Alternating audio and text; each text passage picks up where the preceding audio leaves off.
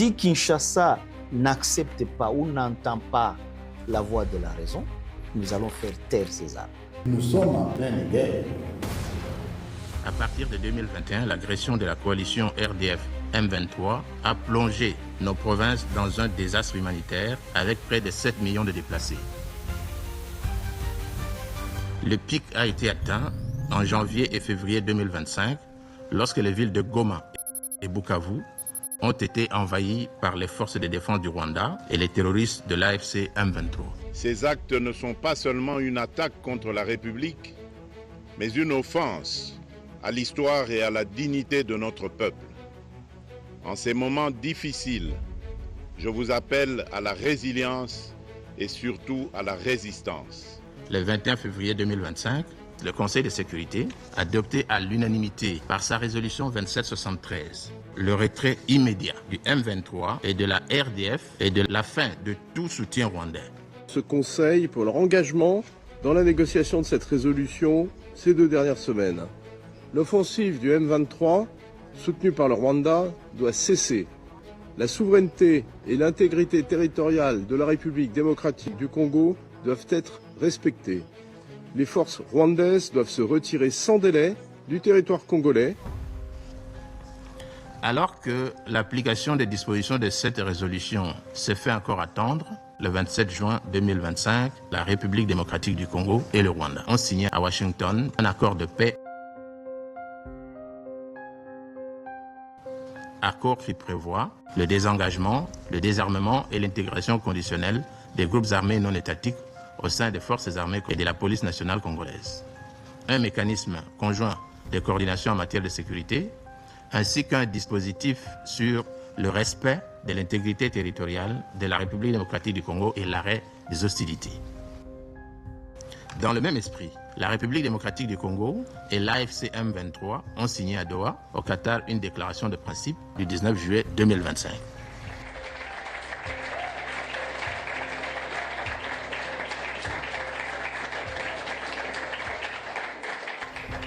S'ils sont venus à Doha, c'est parce qu'ils y ont été contraints.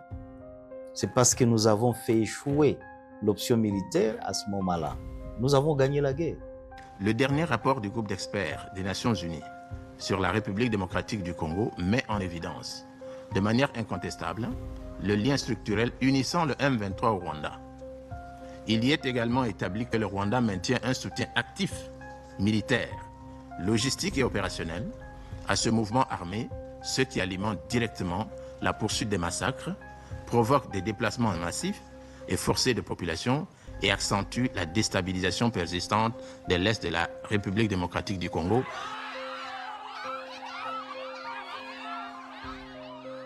La déclaration de principe de Doha sous forme d'un accord préliminaire au terme duquel les parties s'engagent à travailler ensemble pour trouver une solution pacifique au conflit.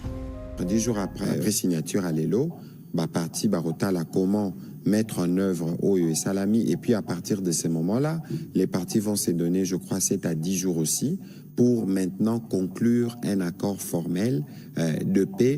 Oyo Salake sur papier, Tozalana Nyonso Oyo Singeli, Pokimia et Zonga dans la partie est de Mbokanisi. Le document énonce les bases et les valeurs fondamentales qui guideront les actions des parties concernées dans le cadre de ce processus de paix.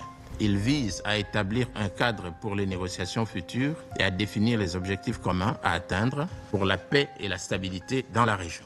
Nous nous sommes mis d'accord sur 2 choses qui devraient être faites pendant ce moment-ci, avant la reprise des travaux, sur les questions des fonds. Nous nous sommes mis d'accord sur un cessez-le-feu, avec des mécanismes qui devaient garantir la vérification du cessez-le-feu et le respect de cessez-le-feu, et avec également la libération des prisonniers. La déclaration de principe qui a été signée à Doha, il est identifié dans le chapitre mesures de confiance, la procédure de libération des prisonniers de part et d'autre.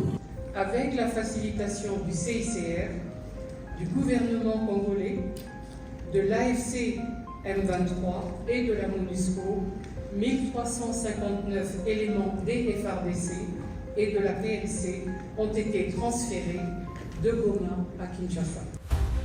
Si Kinshasa ne libère pas nos prisonniers jusqu'au 27, Mais j'ai dit, qu'est-ce qu'on a fait là-dedans? Talks were supposed to be held in Qatar this week between the M23 and the DRC government, but the rebel group never showed up. L'AFC M23 accuse l'armée congolaise d'avoir lancé des attaques dans des zones peuplées.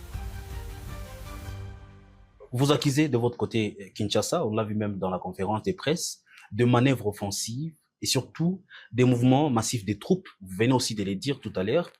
À part ça, vous avez d'autres preuves ou éléments concrets qui mais les preuves, tout le monde ces sait. affirmations? Nous n'avons pas besoin d'apporter d'autres preuves parce que les preuves sont là, la guerre est là.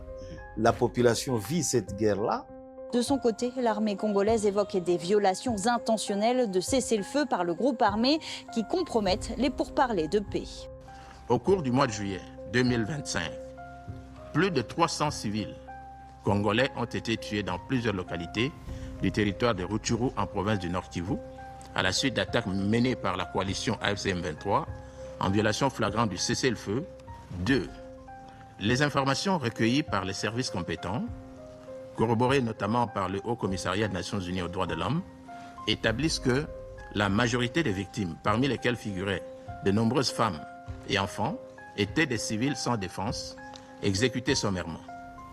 Pour la seule période du 2 juillet au 2 août 2025, ces exactions se sont accompagnées de violations graves comprenant plus de 125 cas de violences sexuelles, des centaines de recrutements forcés, y compris d'enfants, plus de 300 actes de torture, des pillages et incendies de biens, ainsi que la transplantation de populations non identifiées dans les zones sous contrôle de l'AFC M23. Nous avons documenté des crimes extrêmement graves, tels que les viols collectifs sur des femmes, des exécutions extrajudiciaires, des enlèvements forcés et des disparitions, des attaques contre des hôpitaux. Et toutes ces attaques sont le fait de la milice du M23 qui est soutenue par le Rwanda. Human Rights Watch, le Bureau conjoint des droits de l'homme des Nations Unies et les groupes dits des experts des Nations Unies. Aujourd'hui, après avoir échoué sur le front militaire, ces organisations reprennent le relais du front de la désinformation et des allégations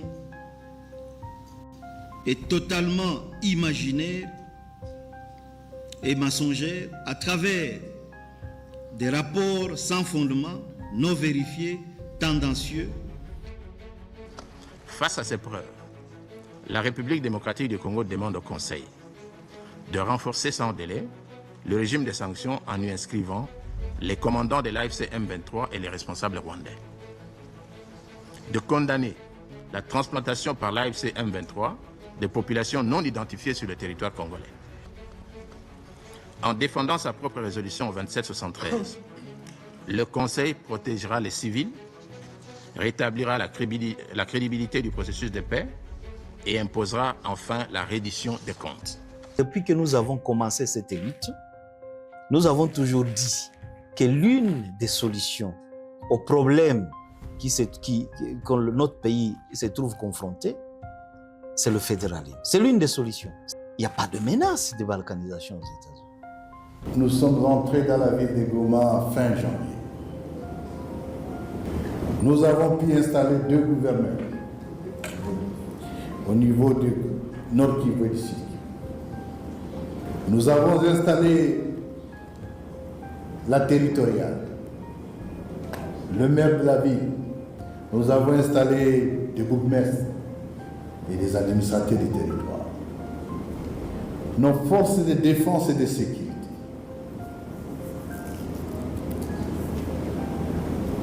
gèrent aujourd'hui la sécurité sous l'autorité, bien entendu, de la coordination militaire, le général Makenga et ses hommes. Sultani Makenga was born on the 25th of December 1973. He is from the Mugogwe sub-ethnic group of the Tutsi community and grew up in Ruchuru's territory in the province of North Kivu in eastern DRC. But Makenga remains a wanted man back home for war crimes and crimes against humanity. Comment répondez-vous à ceux qui il voit une étape vers la partition du pays et non un modèle d'unité renforcée.